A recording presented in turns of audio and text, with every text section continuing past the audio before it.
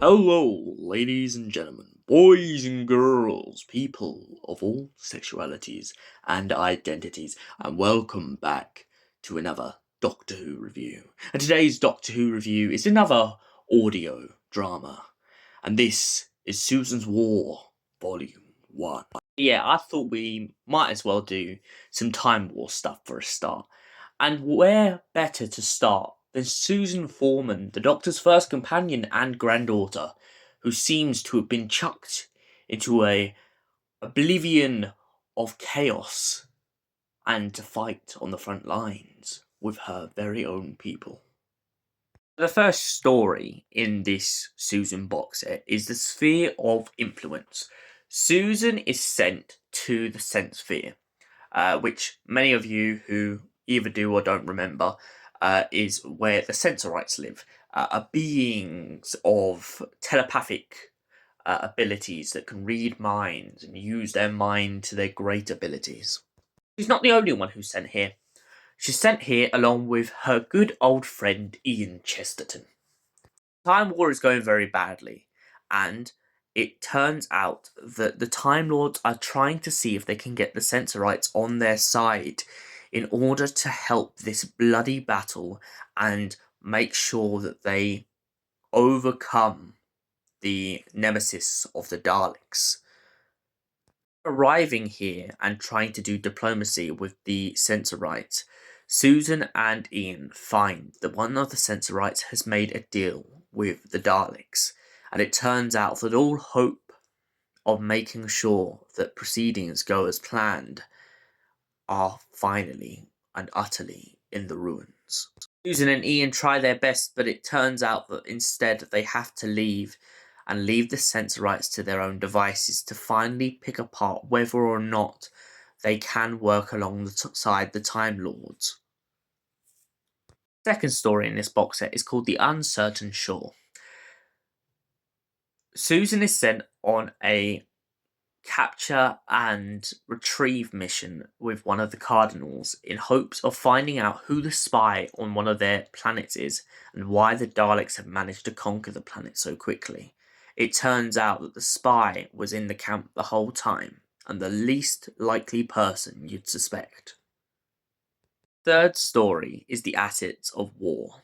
Susan goes to a planet in which she discovers a terrible plot by the Time Lords which makes them just as bad as the Daleks, in which the Time Lords have used these beings of the vortex, similar to Vortisaurs, and has basically manipulated them into becoming weapons in hopes that they will become erratic enough to destroy the Daleks. But using her time-sensitive abilities, Susan soon realizes that whatever the Time Lords have done has harmed the being more than it has helped it, and has just driven it mad. It turns out that a young, rebellious young man has turned up and is trying to knock the Time Lords off of the planet and restore everything to the way it was.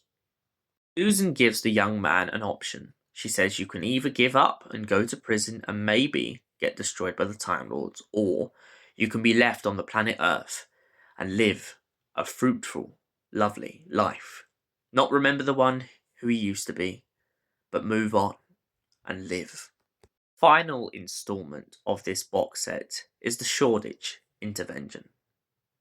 Susan arrives in Shoreditch to where her and her grandfather, many years ago, had landed in 1963 and had left the Omega device in which the Doctor would eventually go on to use against Davros.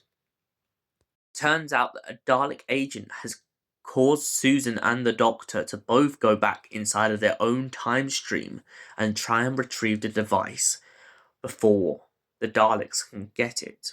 The Doctor turns up and reminds Susan that he had made precautions for this, knowing that this event was coming. He knew many years ago when he left Gallifrey that the Time War was inevitable, and so he planned ahead, making sure the Omega device would always be safe. In doing so, they have now alerted the Daleks on their trail, and so the chase becomes against time as the Daleks begin to use mods as agents undercover and try to track down Susan and the Doctor to capture them. plan fails, and Susan and the Doctor are still left in pitfalls as both of them begin to question whether this war is worth it. Susan points out that she's doing her part whether she believes in the war or not. The Doctor points out that he can't fault her for that, and that is what he always appreciates. What did I think of Susan's war? Well, for a start, a box set about Susan Foreman and really getting us to see the grips and the horrors of the Time War and the way that different Time Lords have manipulated the history. I think that it's a very solid story. I like the idea of the Doctor and Susan being on opposing sides to how they view the war. And I also like the idea of how both of them are doing their part, whether one agrees with the other or not. I also like the fact that she didn't like the idea of dragging Ian Chesterton into this drama, and that Ian only gets a solo story within this box set. William Russell's absolutely incredible performance is no doubt an absolute marvel in this box set, and will always be commended. The idea that the Daleks have these time strategists and these undercover agents and sleeper agents makes the war even more terrifying. To think that any corner, any turn the Doctor or Susan could take, they don't know who they can trust and who they can't. It could be on the Time Lord side, it could be humans, it could be aliens. It's just unpredictable. And that is what I think makes Susan's War so good. And Susan's War Volume 1 gets from me a solid 10 out of 10.